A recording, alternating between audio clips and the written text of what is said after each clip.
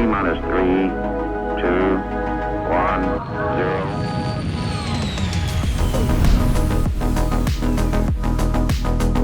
0. Hey everybody, welcome to the Launch Sequence Podcast. Welcome. We are here to talk about some space stuff, good stuff, fun stuff. It is IAE and Star Citizen Land, and there's a lot going on.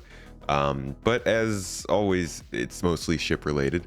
And specifically, this is a ship related week. So I've brought on good friend Croncy, fellow streamer, YouTuber, podcaster, Star Citizen obsessor, my friend. I don't know if I'm a Star Citizen obsessor.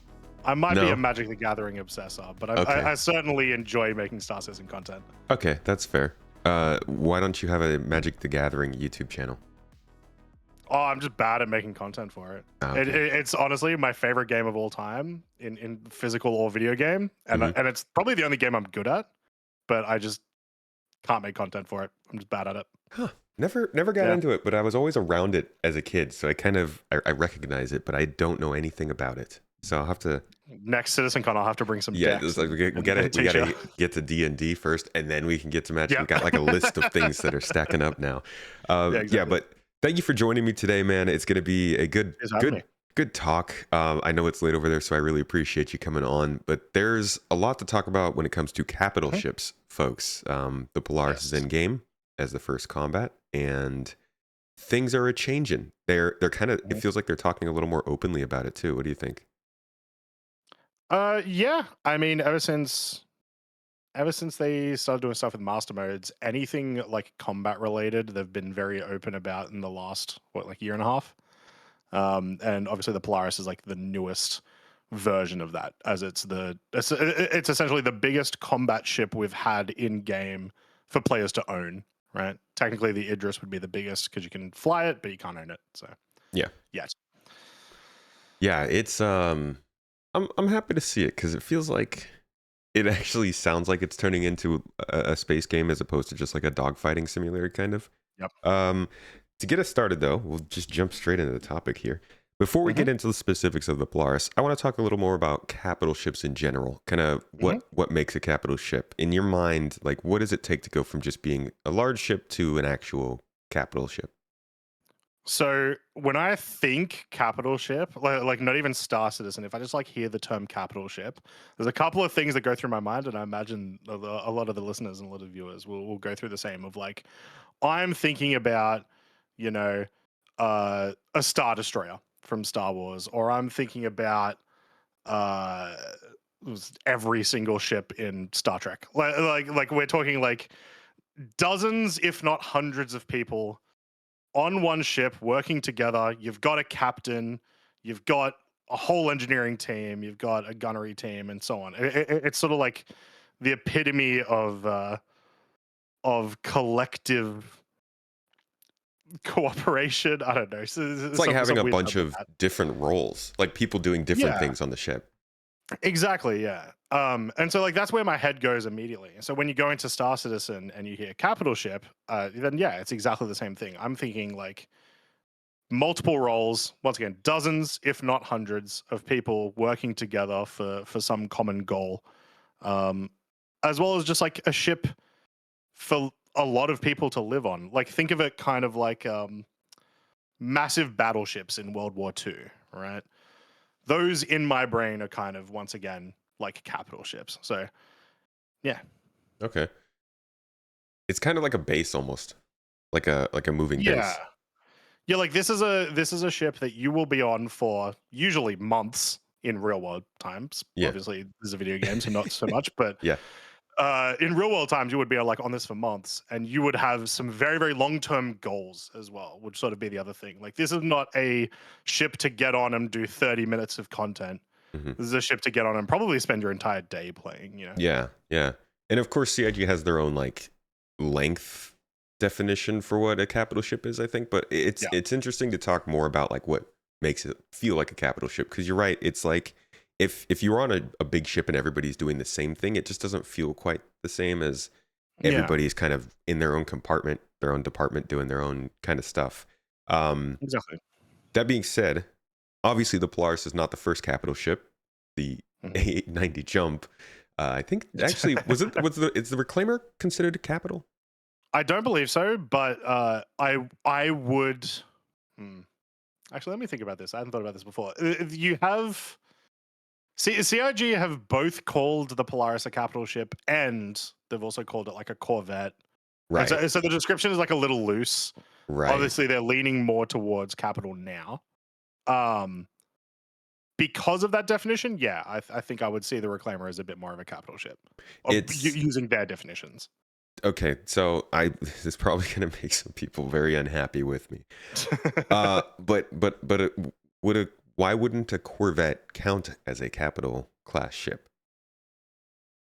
It's just terminology. It's entirely made up. We had this discussion in my chat, like I think like 2 years ago.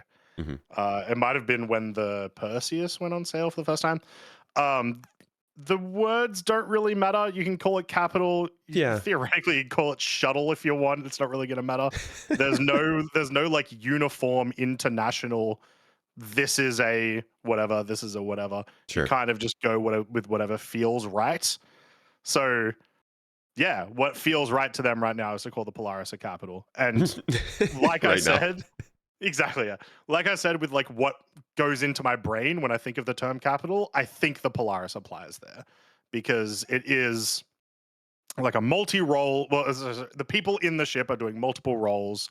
It has this carrying capacity, which is obviously also a pretty big part of it too, like the ability to launch ships from it.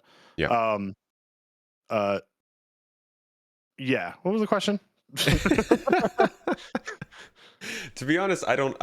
It's about the reclaimer and that whole thing. But Right. actually, somebody in chat, here with the supporters in the live show, did say something that reminded me that they also have like the capital class sized components, which people Yes. use to sort of determine what is a capital ship and what is not. So like Mhm. the line's a little blurry just from like what you're Yeah. saying and the terminology and the size range and all that kind of stuff. So when we say capital ships in this discussion and probably generally around the Star Citizen universe, use it a little loosely. Like somebody might call a capital ship, and it's not. It's 10 meters short. That's a large ship. Like, just let it go. It'll be okay. Yeah. So with that being said, do you feel like, or have you felt like throughout the development of Star Citizen, capital ships have had a clear point in your mind? Ooh.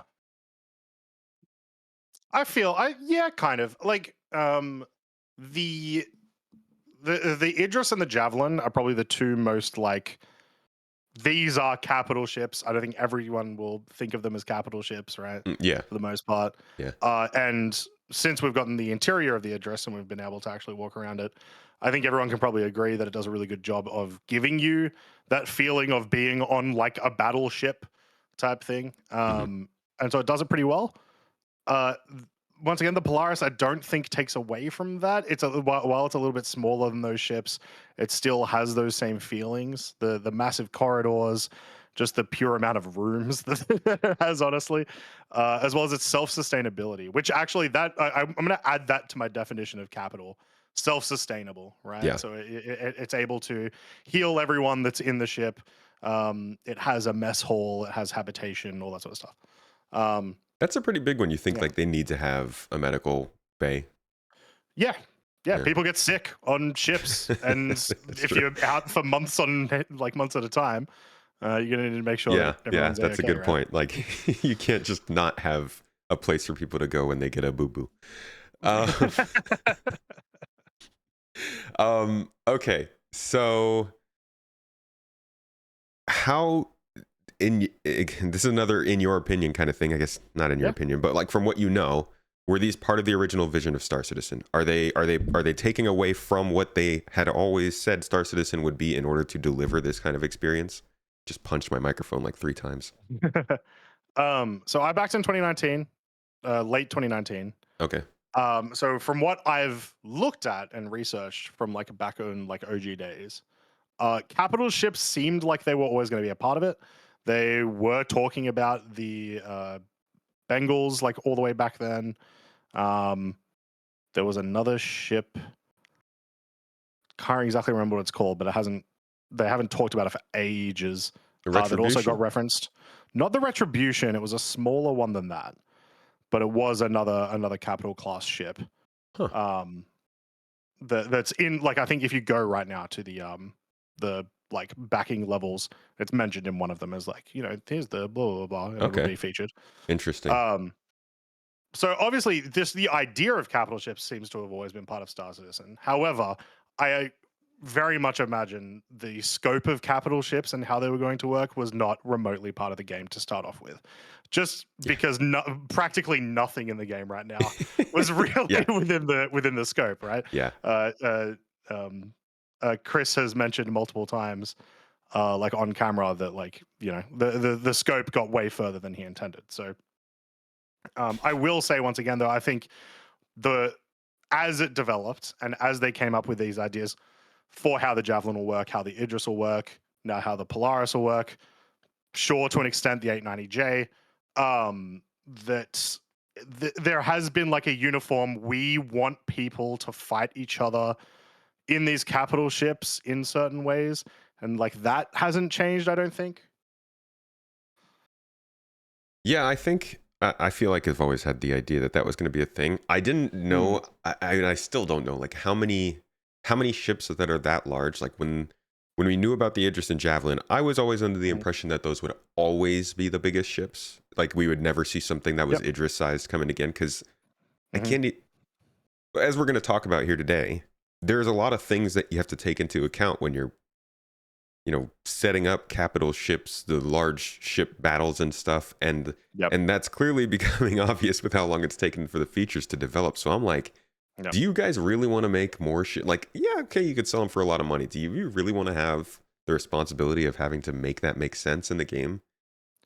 Yeah, it's a really weird, unique problem. Every other space game, or at least every other space MMO, no, honestly, every other space game has had, like, capital ship battles. And they're able to do it one way or the other because things are easy. If it's EVE Online, everyone's solo anyway. There is no multi-crewing ships. Yeah. So capital ship battles are just, my ship is bigger than the other ships, and that's it, right? Other video games will do it with just, like, scripted ways and stuff. So, or like Elite Dangerous, right? The capital ship fights, once again, yeah, they feel nowhere near as in depth as what Star Citizen is, because of the fact that you can run around through the ships and, move to your different turrets and move to soon to be engineering and stuff. Yeah. So yeah, it's just weird. It's a really, really hard challenge. I did like that in the video today, the IAE video, when they were talking about capital ship battles, their intentions are exactly what I would want them to be.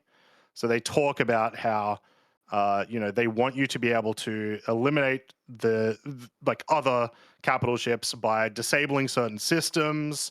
They literally talk about it like working through a puzzle for you to blow up the ship, disable the ship, whatever. Music to my ears. Yeah, exactly, right? And not only that, but it's like, you got to work through this puzzle, and there's going to be, like fighters aren't going to be able to kill the ship. They might be able to kill a turret or a PDC or something. That's awesome. Now, how the hell do you make it work in Star Citizen, and how do you make sure it's fun? Yeah. I do not envy the CIG devs one bit. Seriously, it is going to be super, super hard. Imagine putting in just years upon years of work, building these intricate systems and all this balance and these crazy 4D chess moves that players can do between them to get the upper hand in a battle. And then the first day of this big patch comes out and everybody's just railgunning each other at point blank to win battles. Like, nobody cares. Exactly. Yeah. So yeah, it's a tricky minefield for them to go around, because you also have to keep in mind that these kinds of battles, which I am, like, it is my most excited for feature other than crafting, is doing these big fleet battles. You got to make sure that you're able to balance it so that when you don't screw around with, like, these two fighters 1v1ing. It doesn't mess that up. Or it doesn't mess up this gunship fighting, like, a couple of guys over here. there are so many layers to the game that it feels like it might become impossible for them to balance this sort of thing. And so maybe they've got to come up with something else for the feature to work. I don't know. I mean, that's one could say that's why we've seen so many other areas of the game. I don't want to say take a step back, but maybe simplify. Like, we'll talk about master modes a little bit today, Mhm. but slowing things down and setting everything at a baseline, at least for now, makes a lot more sense when we look at how much of the balance might be in question with these capital Yeah. ships and the way that they're going forward. So we'll talk about that a little bit later. But I do think it is a good point. Like, this is going to be really complicated stuff, and I don't even think Yeah. that we're just talking about combat. Yeah. There have to be reasons for the other like industrial capital ships to exist too. Like Yeah. the Orion has to have some kind of gameplay. They talk about how much combat's changing from a small ship to capital ship, like the whole puzzle that you're talking Mhm. about, right? How are you going to do that with mining or with salvage? We've seen it a little bit with salvage, but I would argue that sort of stuff's a lot easier to do, though. So you've got, well, when I say easier to do, you're still implementing new systems and yeah, stuff. But it's not like against uh, other players, which is exactly right. So yeah, if anytime you are just fighting the game itself, it theoretically should be relatively easy for CIG to make it engaging and not mess with the ecosystem, if that makes sense. Like not mess too hard with the economy, not mess too hard with PvP systems yeah, or anything like that. It's specifically once you get into those fights with each other that it's going to become a problem. that's true. Um, and so, like, I have an Orion. I'm very excited for the Orion. I don't foresee there being too many problems with that until I get in combat with another Orion. Maybe I'm Orion v Orioning, who knows? And then we've got to mess around with it there. But yeah, I think it really comes into focus of just how daunting the task is when you're talking Javelin v Javelin, Idris v Idris. Yeah. Less so Polaris v Polaris, because as the ships get smaller, I think the difficulties become less apparent. Yeah. Imagine though, Javelin plus Idris plus two Polaris versus the same on the other side. Things get Yep. complicated so fast. When I was when 2005, all right, back in Mhm. 2005 when I was playing Battlefront and I was flying around from one spaceship to another to FPS battle, I did not Yep. expect. Okay, when I said somebody should make a game based around this, I didn't expect that it would take all this. Okay, Yeah. I just wanted to see a bigger Battlefront. There was a the Old Republic, not The Knights of MMO. the Old Republic, just the Old Republic, yeah, MMO, Yeah. yeah. When they first came out and they had the space battles and then it was on rails, I got so disappointed. And I was like, no, now that I've been playing Star Citizen, I'm like, I get it. I understand why that was on Yeah. You rails. guys wanted to launch something. I understand. Yeah. Yeah. This is part of this is like a part of Star Citizen. There are a couple of scenarios I think that fall into this category of like, man, if they really can do that, that's going to be crazy. But like, I don't Yeah. know if they could do that. And I think the fleet battles is one of those things because the potential Yep. for them is insane. But not only getting all of that balance to work and all of the things to mesh together in the Mhm. scenarios that you want to set up is like also getting it all to work in scenarios that you absolutely did not anticipate because players are insane and we don't want to do Yep. things by the rules that you set. And Yeah. PvE content would make more sense, but this is going to be a big challenge for them, I bet. Yeah. One sort of interesting quirk that I was thinking about, like when we got to try out the Polaris, was realistically, uh, with the game that we have, but even like allowing for some changes, realistically, what is going to be like a fleet fight, like a PvP fleet fight, is the example I'll use once again because we don't know what they're going to do with PvE really, Mhm. with this sort of stuff. Uh, and like how many players, how many ships are you probably going to see in there? Because you will get to an upper threshold. Once again, this is not Eve where you have a drop down menu to do your targeting, right? Where you can see literally every single person on scan. Yeah. You have to aim in this game. So if you have, 30 pips that are all enemies that you need to target, that's going to be a problem.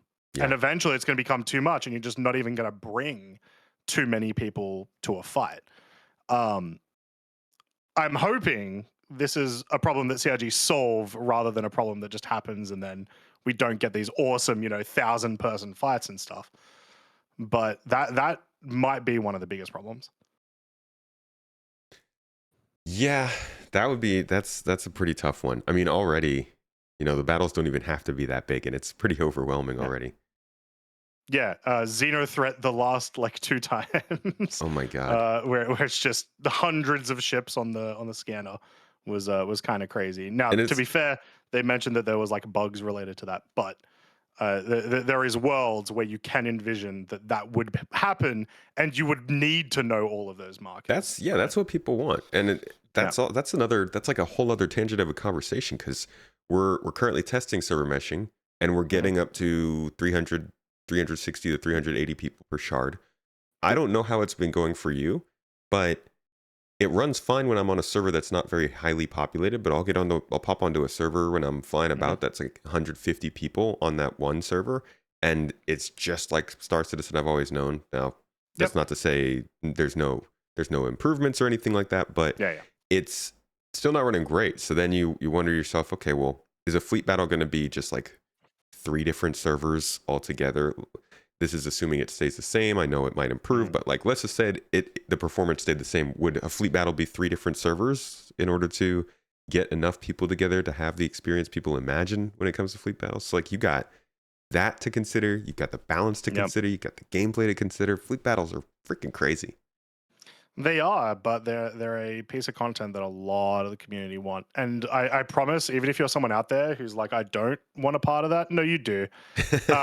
You just don't know it yet.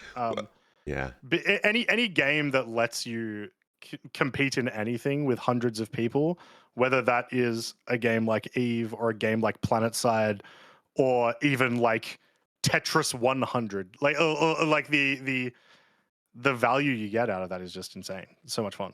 Yeah, it's also, you don't have to shoot a gun. You could be a medic. Exactly. You could be somebody who's like going out and retrieving escape pods. You could be somebody who's resupplying other ship. You could be the person who's down on the freaking surface mining resources to build new stuff to send up to the conflict if it lasts that long. Like, you don't have to fight. You can still be involved in fleet battles.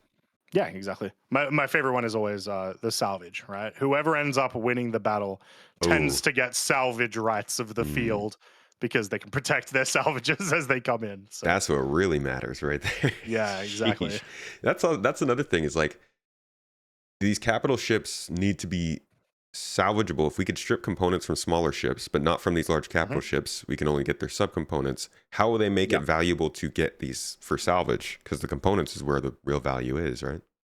Yeah, I am willing to bet that before fleet battles become relevant, we will have some type of way to get those components, whether it's like straight up somehow being able to pull them out, or getting like a different type of resource from salvaging them. I imagine that'll be there before people are actually fighting each other with multiple capital ships, other than the Polarises, which we're going to see in like 3 days time or 2 days time, whenever RSI day is. There's going to be a lot of capital ship battles, except it's just going to be solo Polarises all over the verse. But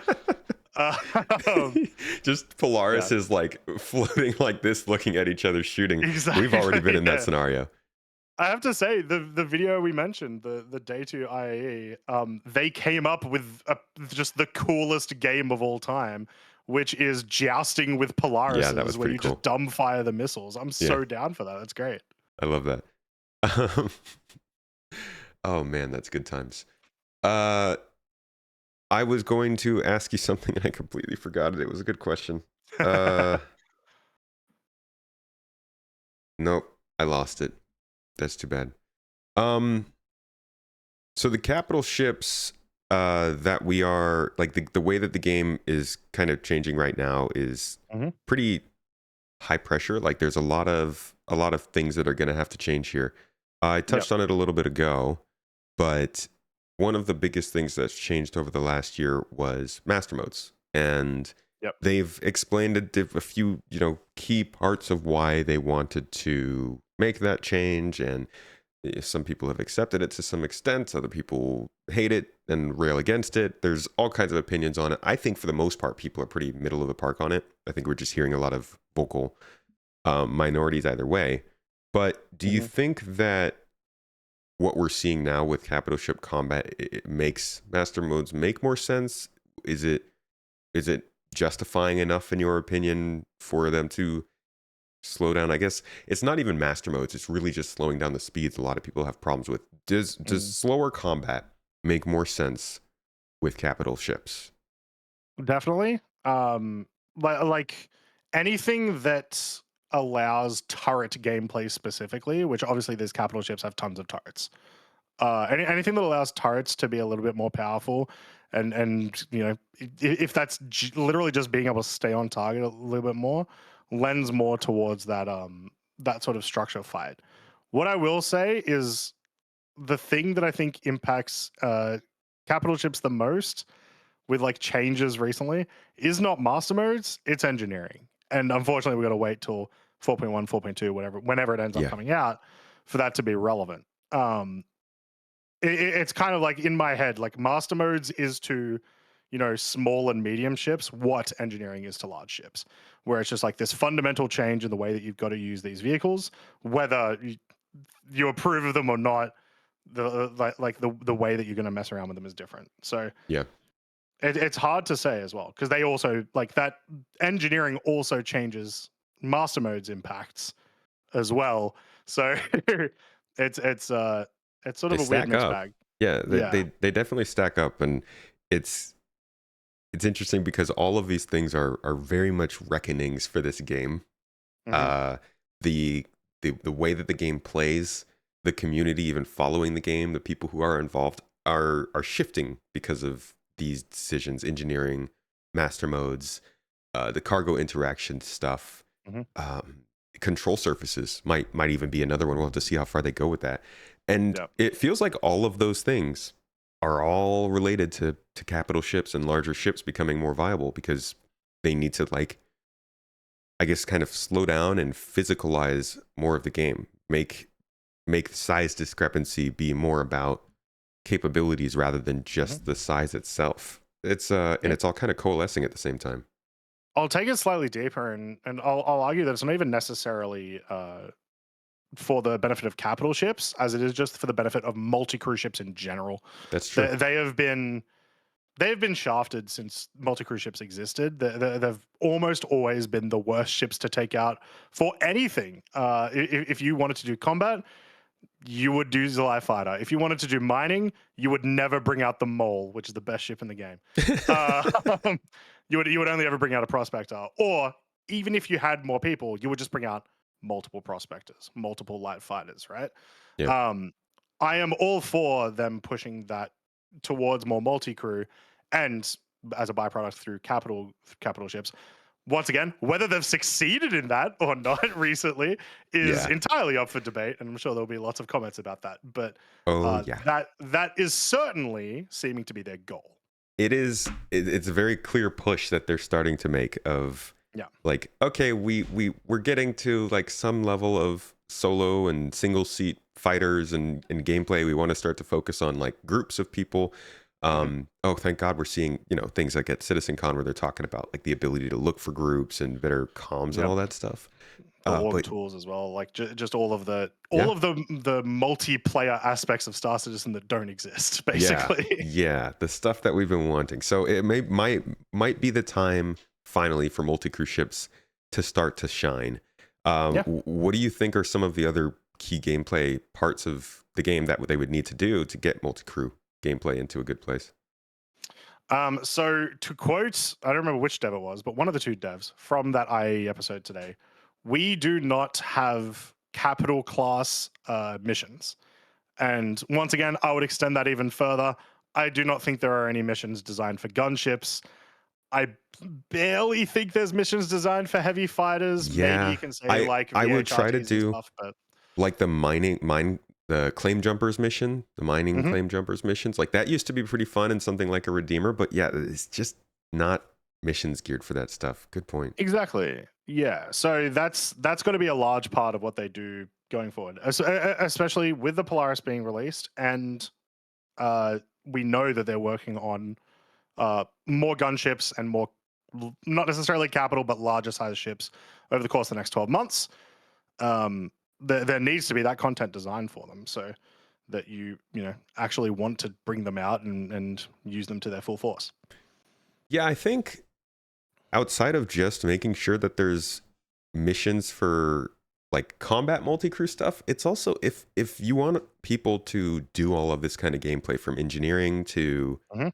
I don't know, janitor work to sitting at the brig on the Polaris. I'm not really sure how many different things are going to have a lot of Yep. gameplay, but like if you want people to do multi-crew gameplay, you got to give them opportunities to try that outside of PvP focused locations. Yeah. And I wonder, are we ever going to be in a scenario where you can go to a job board and like click a mission and it spawns like a NPC controlled or an AI controlled Polaris, and you get to go and run a mission as an engineer on that Polaris.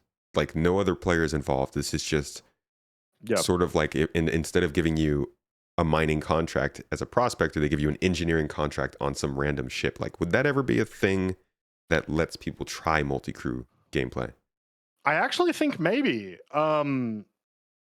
Which normally I would be like, nah, you're losing it, Space Tomato. It's okay. I do often.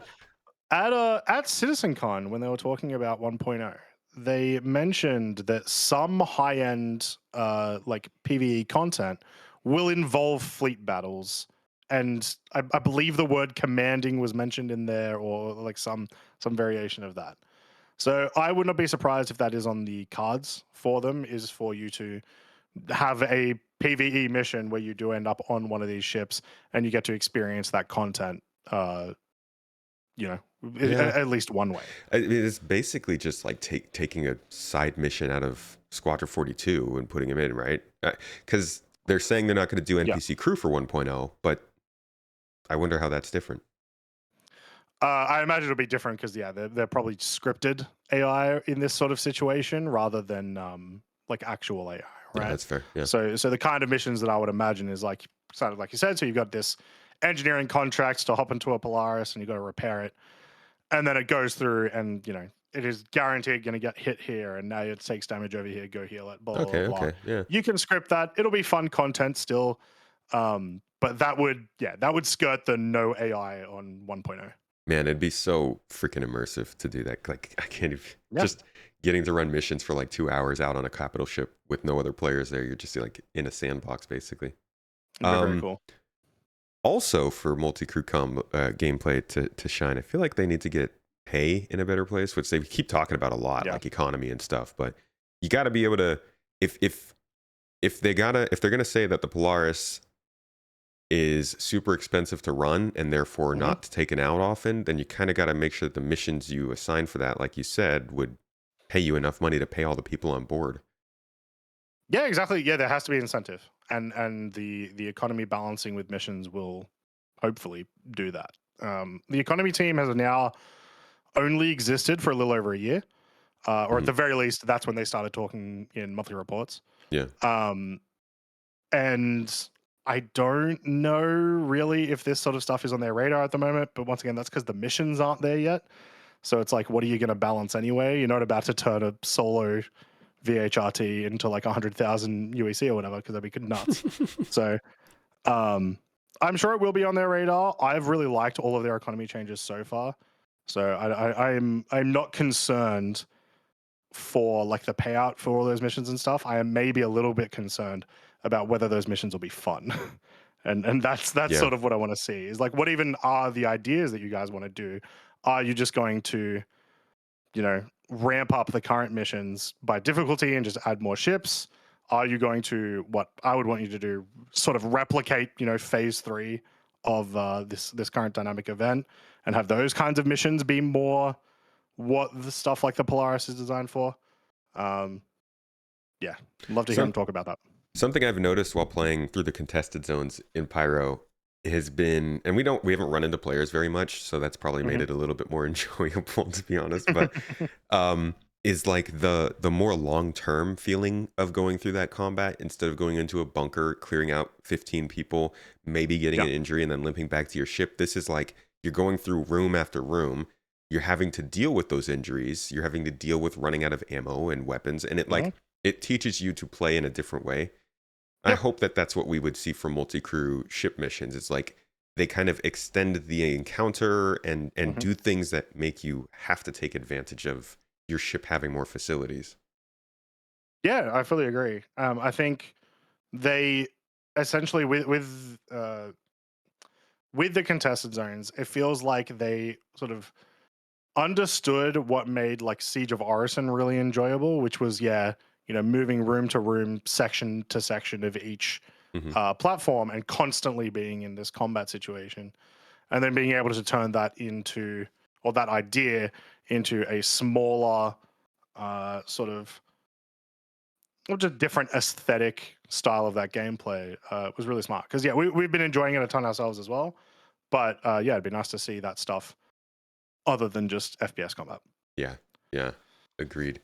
Um, do you think that this focus that we've been talking about on capital ships, on now Hmm. this sort of period of shining for multi-crew ships and all that jazz, do you think this stuff is leaving solo players out to dry? Can they take part in capital ship gameplay or multi-crew ship gameplay or any of this stuff that we're talking about, or is this mostly focused on orgs and large groups?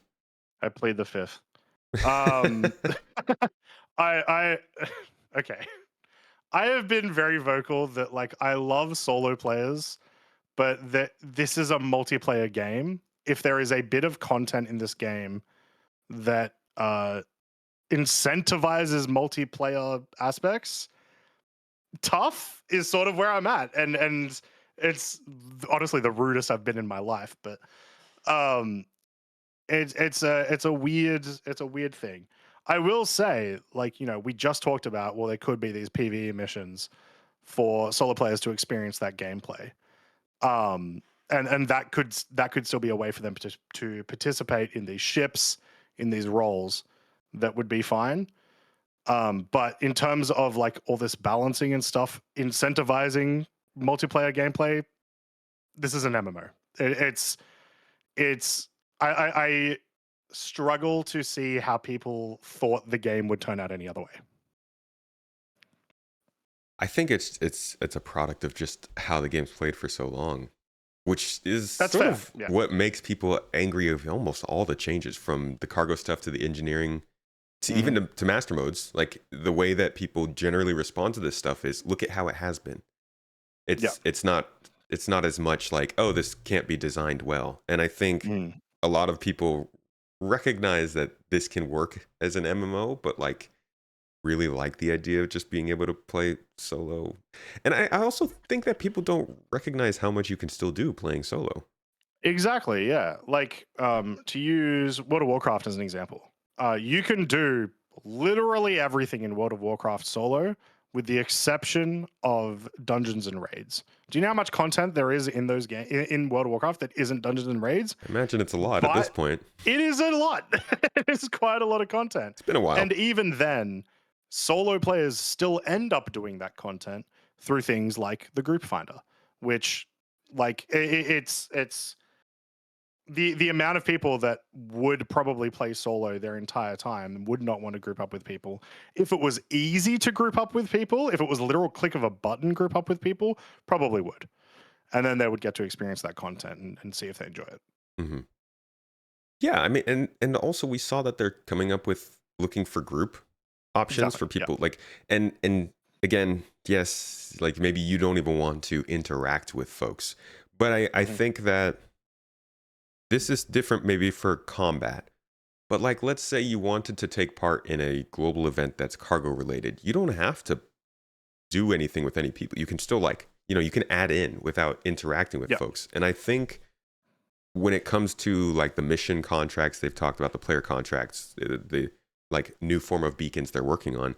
They're offering this possibility for a solo player to take part in this kind of group focused gameplay without actually having to be part of the group, where you Mhm. can just be assigned a mining mission from somebody, and Yeah. it's still getting involved. But yeah, the idea that um, everything should be available to a solo player. It's just a little bit unrealistic, I think.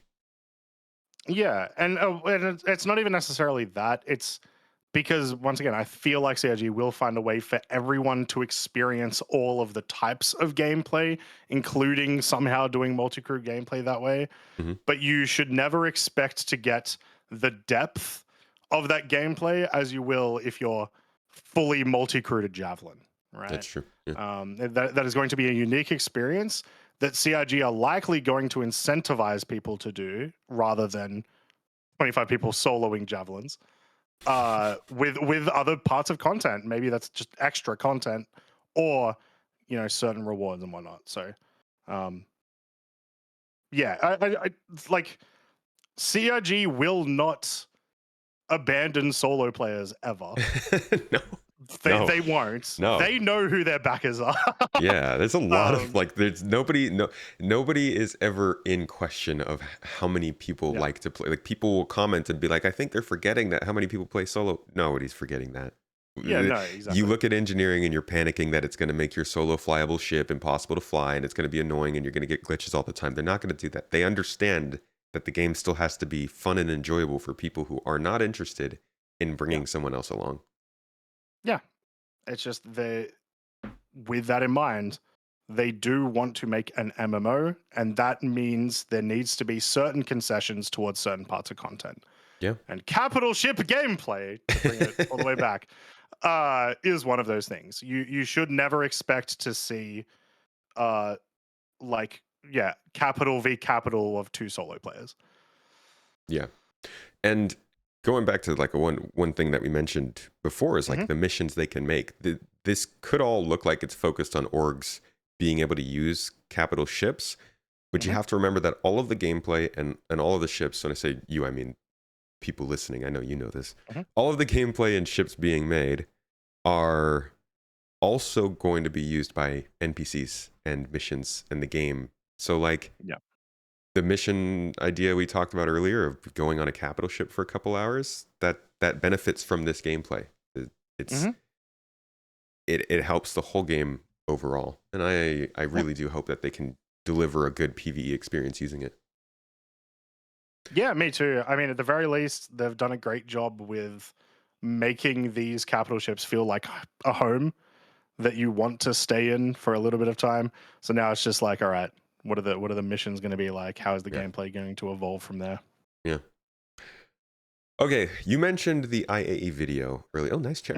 Hmm. You mentioned the IAV video earlier this podcast today, Yep. and there was a really really interesting segment of that video where they just kind of took us through the progression of how you fight a capital ship. I think that's How they probably want us to fight a how capital they ship is I think, a big how distinction. they But yeah, how they envision the capital yeah, ship fight going. And I think that's a really interesting talk because I don't think they've really laid that out before with all of the different parts included. Uh, what'd you get from that? yeah. It was sort of a summary of a lot of the changes they've talked about in the last few years. Obviously, a lot of stuff talking about engineering and or encompassing engineering and trying to remember the name of the term. It's the aim down sights, but as a ship. Oh, Precision precision targeting. targeting. Yeah. Yeah, they were sort of talking a lot about how that's going to come into this type of gameplay, and they were sort of just piecing it all together. None of it was necessarily news, but it was good to sort of see that's what they want to happen. That's the sort of goal that they're setting for themselves for these encounters to be like. Hmm. Once again, whether PvE or PvP. Um, and it sounded cool. Once again, it's just going to be really hard, I think, for them to get the game into a state that players will one do that instead of like they mentioned, it's like, oh, you're going to have to do these puzzles. It's like, all right, well, my puzzle solution is 50 Polarises. Let's shoot like, let's shoot all the torpedoes, right? Right. Like try to avoid those sort of cheesy things that players are inevitably going to do. Yeah, yeah. Um, And then they want to try and block yeah, that stuff by saying, "Oh, well, that's going to be too expensive." And it's like, are those yeah, dots really going to connect? How do you make exactly. sure that players are abiding by that? Yeah. Um, so yeah, the it's one of those things where it's like their concept idea of fleet battles sounds great. But I also think it's so far away. The obviously once again, right now in terms of combat, because that's mostly what they went over with in that video, we only really have the Polaris. Yeah. And even then, that is on the small side of capital ships. The like next biggest combat ship is like the Hammerhead. Mhm. So that world does not exist yet. Even when we get engineering, I don't think that world really exists yet. As they It's not like going to to be until say, we've got it's levels. early days. I love that one. Early days. Yeah, I think it's still pretty far away as well. And like I hear your concern about are people actually going to play it that way? Because all I can imagine is like this sounds so good, Yeah. but it sounds kind of like a movie. Like Yeah, they want to how make it to cinematic, which cool. I like cinematic like moments in my video so do I. games for Gotta sure. love that. And if any game has had a cinematic moments in it, it's been Star Citizen for me, That's right? true. So like even just like doing random dynamic events and just honestly just like doing random missions and like leaving locations with sunsets and whatnot has been insane. It's all it takes. Um, Just leaving a location is great sometimes. Sometimes, I mean, look, they introduced the dynamic shadows to Pyro 4 and Bloom, and it changed my world. Dude, Pyro 4 The might shadows be changed. Pyro 4 might be the most beautiful planetary body in the game so far, in my opinion. The rings Nah, and the clouds combined is just what it the is. It is holy cool. crap. It is cool. I've got to say Pyro 3 though. Bloom is just. Okay, It's so good. I don't think I've been to Bloom yet, so I guess I love Bloom. I'm not valid to make this call yet. I gotta explore a little bit more. Um. Oh, what was I saying though? Uh, Yeah, like they want to make it more cinematic, but and my concerns are not concerns I think CIG don't have. You know what I mean? Like I see what they want to do. I've met with some of these devs and I've talked with some of them. They're not stupid, so I know that they will also have some of these concerns of how to get this to work. I guess it's more of a like, what are your ideas? Tell me your ideas of how you might want to get this to work because it is so far away, and so it just doesn't. It feels almost like nothing. Whereas at the moment, capital ship gameplay in the game right now is essentially non-existent, with the exception of these dynamic events. yeah. Yeah, this I mean, we keep coming back to it, but we need so much more content to make these ships make sense. They Yeah, gotta like you have to be able to do stuff besides just shoot the same bounties over and I'm sick of killing M50s. I actually don't get as many M50 bounties, thank God. yeah, they've So changed. just They've changed a lot. When they were like a set type of ship for like each mission, yeah. like every VLRT was a M50. I My swear. God. And it would just constantly just zoom past you Yeah. and too fast. It drove me nuts. But yeah, I don't want to fight 50 M50s for my capital ship battle. Okay, give me something more interesting than that. Or maybe I do though. with with all the PDCs that these capital ships have That now, would that look might be super cool. honestly, Actually, I'd prefer Furies because they'd pop faster. That would just be true. beautiful to Yep. watch happen. Yeah. Okay, might need to set that up. Good idea. Love it. But yeah, they want it to be more cinematic. And like I love Mhm, that. I respect that. That's really what I grew up wanting. I think mhm. everything that I wanted in a video game, I hate that they're doing it, but Star Citizen hits it. Everything I wanted as a kid.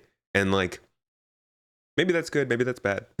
Like maybe they shouldn't be going down my child brain wish list of game features. But you see, it's because they're going down their child brain wish Exactly, list of exactly. features. Maybe that's just a road best left not trodden. But I appreciate it and I see it and like I love that that's the direction they're going in. I just wonder to myself, can you really make sure that the players are going to go for the PDCs and then go Mhm. for the turrets and then go for the shield emitters and then send in boarding craft to get on board instead of just laying absolute waste to a ship and Yeah, demolishing it and moving on? And like, yeah, they and could do that and that choice is good, but yep. how often is it going to happen? And can you get the players to do that without it breaking everything else? Because there's so many things to balance in this game Mhm. because it's so deep, right? Um, And once again, it's one of this. I think CRG can do it. It's going to be really hard. It's going to be growing pains sometimes for sure. Once we do get to these capital ship fights, or even once again like Orion v Orion trying to mine out a belt fights, it's going to matter. So yeah, it's once again, it's just important to note their vision seems sound for that type of gameplay. Yeah, it's very cool the way that they laid out. You basically you got to have your bombers right sitting in the back ready to hit the ship, but they can't hit the ship till the shields are down. You can't take those shields down with long range weapons because you got to get light fighters in there to take down the PDCs first. So you got like this whole it is beautifully laid out as like this chess match. With every piece having its place. Yeah, literally. and then you could have that with multiple capital ships.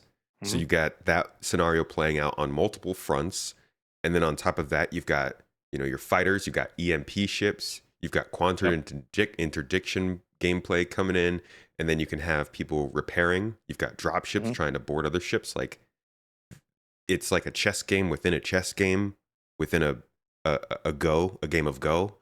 And it's I don't know. I know we keep going back to the complexity of it, but it just kind of that's just such a great description of Star Citizen. A game within a game within a game.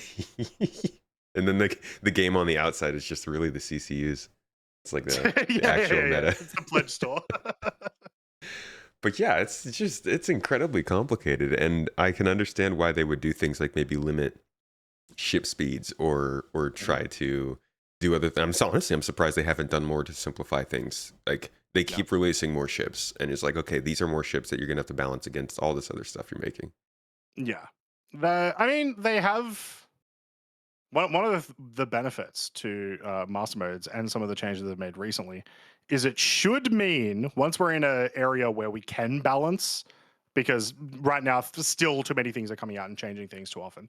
Once we are in a point where we can balance, it should be very easy for them to go a little bit extra capacity here, a little bit extra maneuverability here. This one loses a fuse, blah, blah, blah. And really quickly mess around with those, right? And that's obviously the point we want to be at. I did just think of a thing, though, that we haven't sort of really touched on in this whole discussion, which is like one of the things that sounds complex but may make it a lot easier is like maelstrom and like armor systems. Like we were talking about how it's like, well, how do you make sure... how do you make sure all of these things work? Maelstrom / armor could be the solution to that sort of thing for these big multi-crew, for these big capital ships, where it doesn't mess with the entire other system. Like if you are able to say this Polaris is tougher just cause, and you can't deal with that because you're using a bloody Badger repeater, then a lot of the possible issues sort of disappear. Yeah. That's fair. It's also I completely forgot about that because that's a really interesting part of this entire conversation, and something that I think makes a huge difference to ships all over the spectrum is like armor and its relationship to weapon size is almost as big a deal as like as capital ships. We started out this podcast talking about how players don't want change because it's not what they've been used to, right? It's like how the game has played, so they expect it to continue to play that way. Armor is like a paradigm shift, right? Like where you can't even do damage to that ship with your size 1 pew-pews. Yeah, which right now, obviously you want to be able to deal damage to everything because we don't have content for everything right now. We were just talking about it. So when you get into the point of you literally can give players the choice of engage or run away, based on if they're actually going to be able to win that combat or not, then that stuff is fine. Dude, dang, that was a very good call out. There's so much stuff. Like, no, I'm thinking of that. Star Citizen has lots of mechanics. Oh my god, Crazy. Star Citizen. We didn't even talk about life support. Dude, it's so... I will say, like, that's once again, just a thing to bring up with capital ships that we do not get to experience with other ships is the complexity. The fact that life support is a thing you have to worry about. Engineering is the thing you have to worry about, Freaking fires breaking out. Exactly. Like that aspect of the gameplay is such an interesting thing that we've never dealt with before, that presents these really cool, unique new challenges that will be really interesting. Once again, we have to wait till at least 4.1, 4.2, whenever a lot of this Yeah. engineering like stuff comes in, and then even then, the further in depth stuff for engineering comes in, like life support, as in like the generating life support and stuff. Hmm. Um, but I think that's a bit of gameplay that the game has been sorely missing for a really long time. So it's like, Yeah. regardless of all these things, it's a feature that will be good to have. I think so. I think it's really. I don't know. Would you say obviously everything is changing a lot in Star Citizen, and I want to talk to kind of close up the show here, and in a few minutes I want to talk about like the Mm. current development and kind of where we are in Star Mhm. Citizen's life cycle. But do you feel like this change with all the things we talked about from engineering to life support, fires, Maelstrom, uh, like the speed changes, all the stuff we've talked about today, does it feel like this is enough to just almost say it's like a different game, come like it's a complete transformation to Star Citizen? Could you get enough out of just the multi-crew gameplay of Star Citizen to say this is a different game from solo ship gameplay? Oh yeah, for sure. Um, the like even right now in game as it stands, uh, like well, I'll use the mining as an example again. Go mine in a prospector by yourself for like 4 hours, and then go mine in a prospector with three of your friends for 4 hours, and see like just see the absolute contrast between the two experiences. And it's sort of the nature of multiplayer. That's how most games work, Yeah. right? Obviously, like even just like a random Halo co-op is it a significantly different game when you're playing co-op than Tempted it me is with a good normal. time, man. So yeah, I Yeah. think it is. Once again, it's not really a different game, but it is enough of a different Yeah. experience that it's unique. Yeah, it feels like if they had released Star Citizen originally as you know, the original pitch, which was woefully scaled back from where we are now, Hmm. while capital ships were included in that vision, let's just like pretend that they weren't. I feel like the whole idea of capital ship gameplay would be like such a crazy good either DLC or an entire new selling point for like a sequel. It's just Hmm. that's how much of a step up, like a fundamental step up to the game it feels like. Um, Yeah. ooh, it reminds me of. Do you ever play the first God of War reboot game? Not really reboot, but like the first of the new God of War games. No, I have No. not. I don't have a PlayStation. I think those are on. Are they not on PC yet? I think it's literally like I think like last year got put on Okay, yeah. PC or something. It was really recent, so Get it on your I'll list, have to man. catch up soon. Yeah, Yeah. good experience. But like in that first one, Hmm. I never played God of War really because I was mostly on Xbox growing up. But I Hmm. know kind of about him, and I know that his general weapon of choice was this chain thing with the blade, Yeah. ah, do bloody things with. And I got into this God of War game, and I'm like, why does this dude have an axe? Why am I throwing axes around? Like, I don't know the backstory here, so maybe I missed Yeah. Yeah. something. But I thought he had his. And you go through like so much of this game, and you're getting towards maybe the end of the second act, possibly Hmm. the beginning of the third, and you get that weapon. They give you his old weapon, Hmm. and you could just completely unlock, yeah, the Blades of Chaos. You completely Yeah. unlock a whole new way of doing the combat, of going about the different game worlds. And they do that. I think isn't there a type of game that focuses on that kind of thing? Is it like a roguelike, or no, not roguelike, uh uh Metroid, what is it called? Metroidvania? Metroidvania. Is Yeah. that it? Yeah, where you like Yeah. you figure something out and then you can go and just completely change the game. That's Hmm. what this feels like. Feels like a MMOvania. I don't know. I can't come up with that word. I I don't know if I would necessarily go that far, but I understand. Like I can appreciate the metaphor at least in terms of like sort of how drastic of a change it is. You know. Hmm. Okay. Yeah. Well, thank you for that. For that. acceptance of that. But yeah, I Never I getting invited again. I love it. No, I love you, man. I love that that it is this big a deal. Because all this time when I thought of capital ships, I was like, okay, get to get on board and do some multiplayer stuff with my friends. Sounds like a good time. But they're getting very deep with it, and that takes us to the development conversation I wanted to have. Is like, I think the more stuff you learn about where this game is headed, the more you realize how much more work there is to do. Yep. every year they're like, guys, we concepted this thing. It's gonna be so sick. It's like, yeah, we'll be sick. Yeah. 10 And then the years. next year they're like, hey, Don't remember do that it. thing we concepted? Look at how much cooler we made it. Yeah. Like, oh, okay, dude, that's all my brain was thinking during the space station thing in the 1.0 panel. They had just gone through all the base building and all this amazing stuff. And then they were like, oh, but remember we talked about base building last year? And there was 2 seconds of talk about possible space stations. And then they just whipped out like a 30-minute presentation on player-made space here's stations. our gray box space station with a Bengal in the dry dock.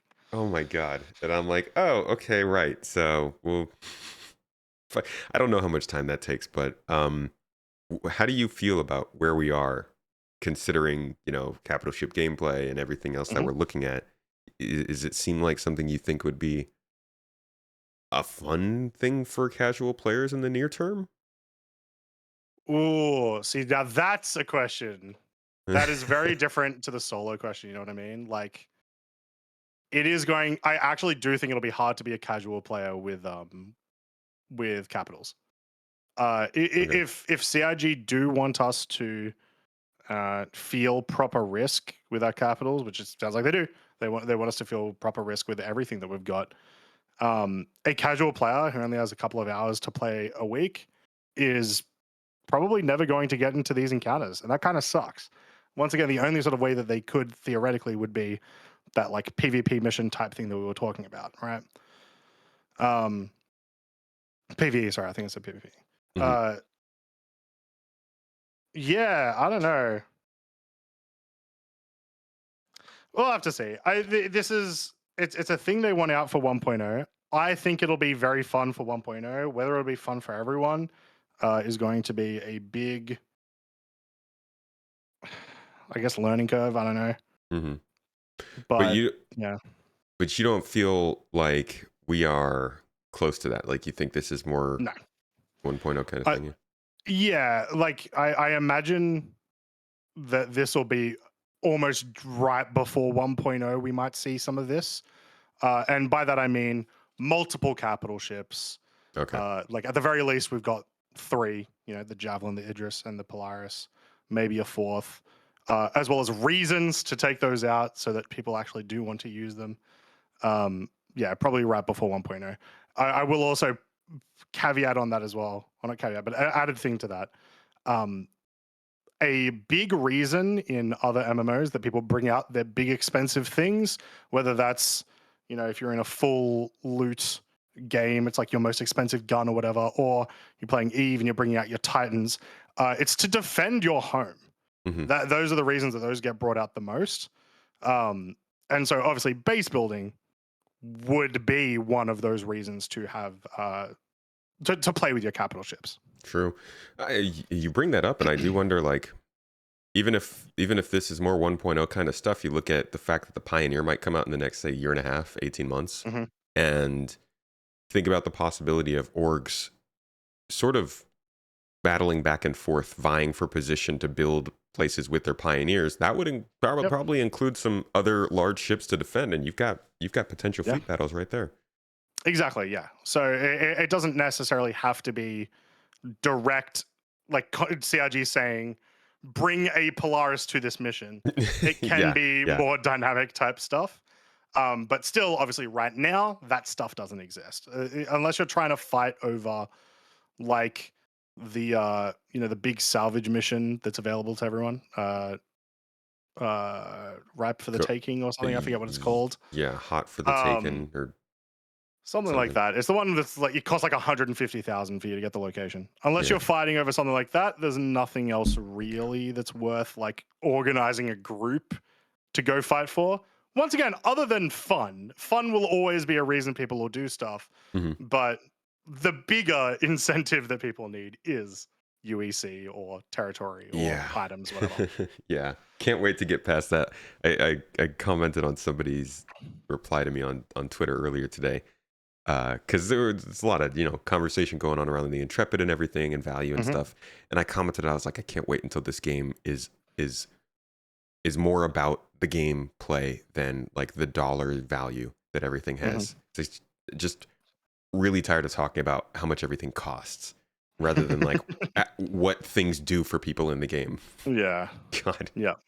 Um, but it's a good point. So you feel like right now we're at this place where capital ship gameplay is kind of starting, but we're guinea pigging it. We're kind of they're Yeah. not actually going to create the content till they can see how we use the stuff. Yeah. And I would say they're even dipping their toes in it right now. Once again, with like the Idris mission Oh, that's true. Yeah. that we Save have. Stanton. So we may see some of that sort of stuff soon. Gunships as well are like they're in a very similar role where it's just like a lot of offensive gun power, a lot of players that you need to operate these vehicles, but they don't really have the gameplay for it. Hmm. It seems like they're maybe dipping their toes and trying to make these vehicles have relevant gameplay tied with them.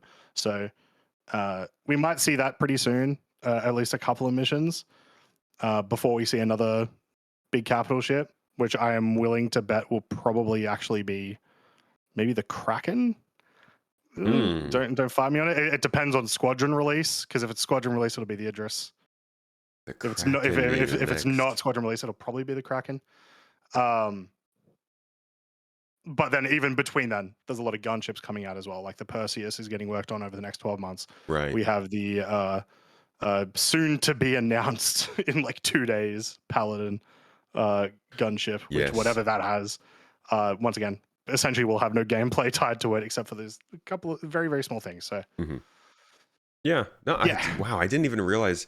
In terms of capital ships that need to come out, there really aren't that many combat focused. Well, not combat focused correct. ones, but Yeah. there aren't that. The backlog is not as big as. I don't know if like it shrank a little bit over the last couple of years or what, but I feel like the backlog felt larger before. Now I think I've seen Yeah. something like 82% of the ships or 80% of the ships that they've been working on or that they've talked Hmm. about have been delivered in some way.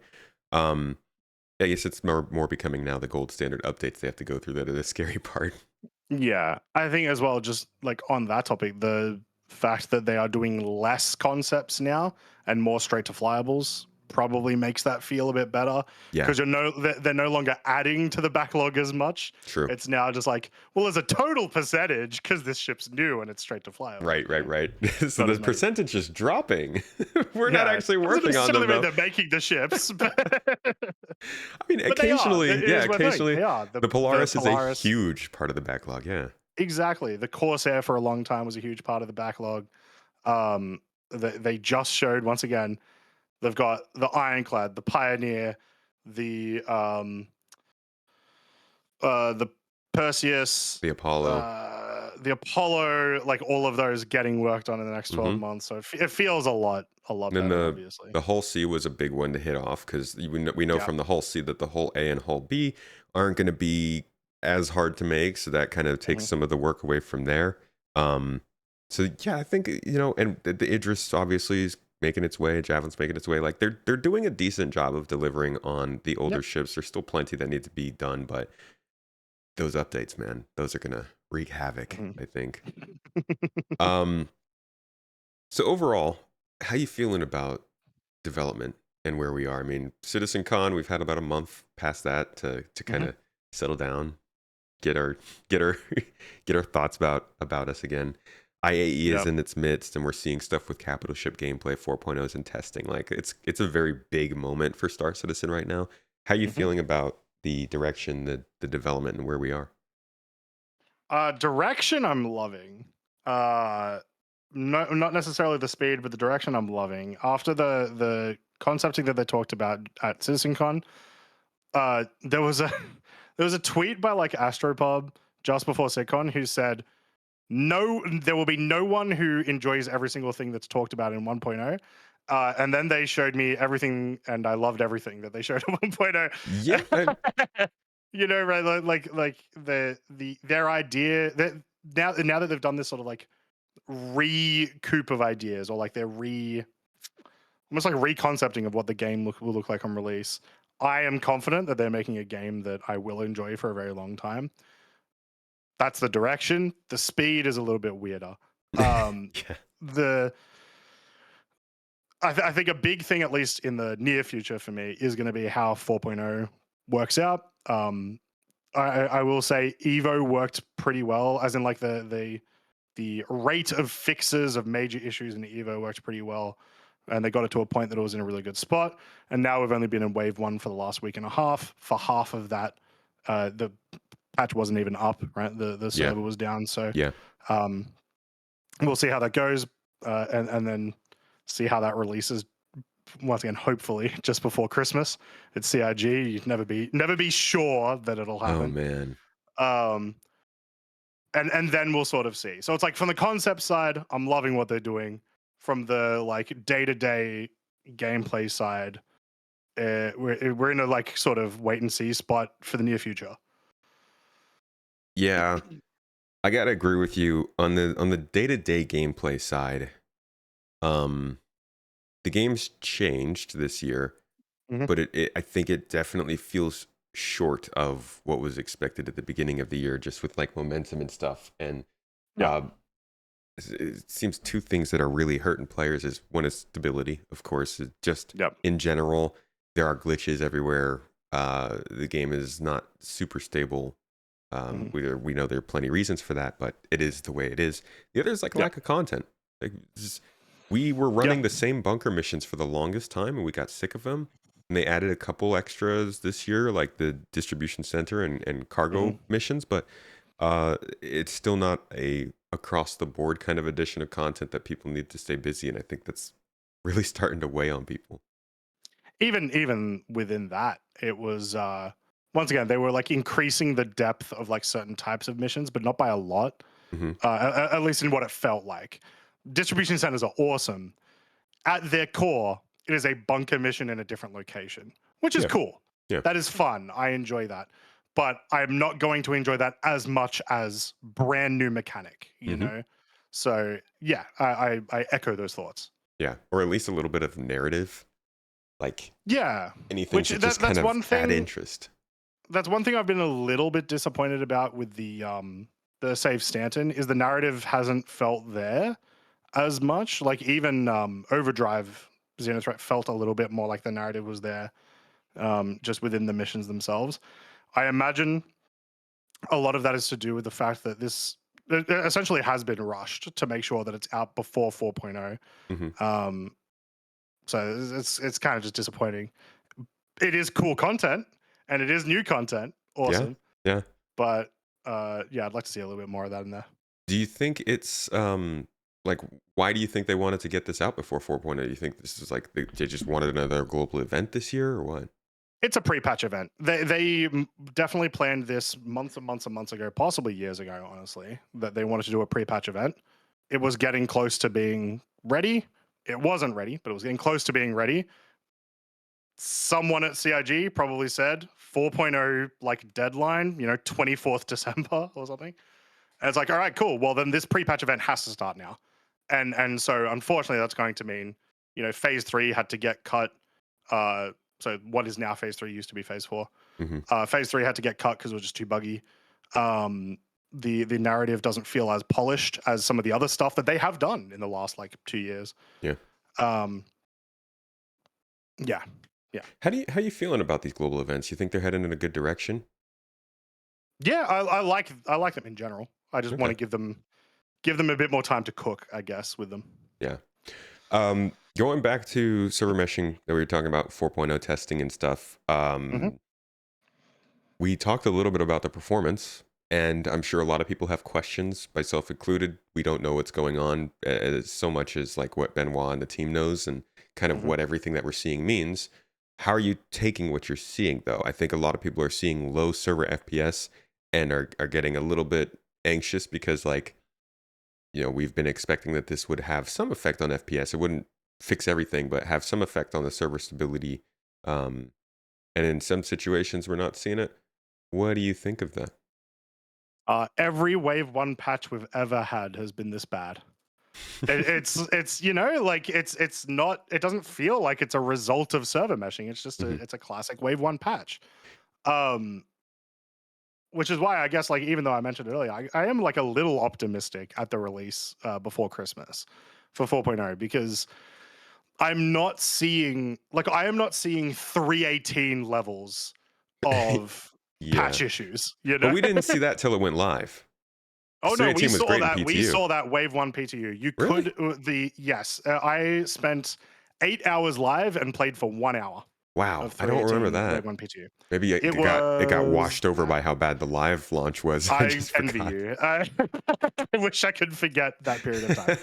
It was really, really bad at the start. Okay. Eventually they got the PTU to be really good, and then live was somehow worse than Wave 1, but Oof. it was bad. It was really, really bad at the start, and this feels way, way better. Okay. I think they've done a really good job with. They did a really good job actually like making Evo Cardi last a little bit longer than it normally would. And the reason I say that is because clearly they also realized that the second they went to Wave 1, 8 billion people were going to buy a subscription to get access to Wave 1 and immediately crash the servers, to the point where it's like, yeah, it was, once again, it wasn't a great day one, but it was way better than some other day ones that we've had. So, Yeah. As far as yeah. our expectations over these years, I think just about everybody expected 4.0's launch to be a dumpster fire, especially in the PTU. So, it's Yeah, doing and okay. then I think the concerns come from us just immediately forgetting that, and being like, "Wait, why hasn't this solved all of my problems Yeah, immediately?" but also so it is playing like other PTUs. Now, would that make Yeah. you like do you think anything of that? Do you expect there to be any difference when it comes to this being a server meshing test of the PTU? Or do you think it's just going to be kind of like their goal with PES was to literally put PES in and just have the game play the same as it did before? Do you think that's kind of what they're going to go for here? Uh, Sort of, but I will mention they've definitely been preparing. Certain missions and certain additions to the game have been in preparation of server meshing. The one that I always like to bring up is distribution centers were clearly made for a larger server allocation, and that is so essentially new gameplay you'll encounter with server meshing because you'll have all those people there. Hmm, But other than that, yeah, I imagine the gameplay will essentially stay the same, um, but way more people. The universe feeling more alive is a bigger change than I think a lot of people think. mhm. I can't wait for that, man. I think one of the biggest things that I can't wait for is for NPCs to be able to work. Like to just see AI ships flying around, to just see Yep. ships around space stations and stuff would do so much to make this game feel less lonely. I hope we see that soon. Me too. I like, even just have like a random like Hull C just circle a station. Like I just like, even it's just like super static. I'd love to see ships in the verse that aren't enemy NPCs or Hmm. us. Yeah, or players just like either completely abandoning the ship or glitching Yeah. out, flying way too fast in the area than they should be. Yeah. Exactly. All right, Croncy. Thank you so much for joining me for this talk, man. I'm gonna let you go Of to course. sleep. This was a fantastic discussion of capital ship gameplay, of where the game is headed. Before you go, any last sort of most excited things that you want to see in the near future, just based off of this last part that we talked about? And then after that, please let people know where they can find your content too. Yeah, I am really excited for just all of the changes coming to industrial gameplay without there being an actual feature change with industrial gameplay. When you introduce more people, it changes how you're going to gather. It changes how you're going to organize industrial fleets. With the introduction of crafting, the whole system completely changes. So this is really where like a lot of my like excited brain space is sort of moving towards. So That's where I'm at. I don't think we'll see crafting for a little bit, but there's other small things along the way that are happening, even with just like server meshing that are getting me hyped for these things. So Yeah. yeah, that's sort of where I'm at.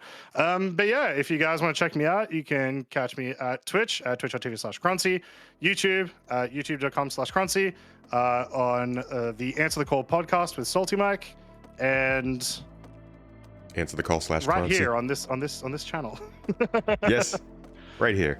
Yeah, and you've been on a few episodes. They're all good ones. If you guys are listening or watching, go check out our previous talks. They're always this fun. Yeah, they're always good. Anyways, dude, thank you. Appreciate you being on here. I hope you're having a wonderful fall, November holiday season time down there. And I guess it's getting real hot for you guys now, huh? Oh yeah, it was 33 degrees Celsius yesterday, and we're still in spring. Yikes, man. Yep. Best of luck to you.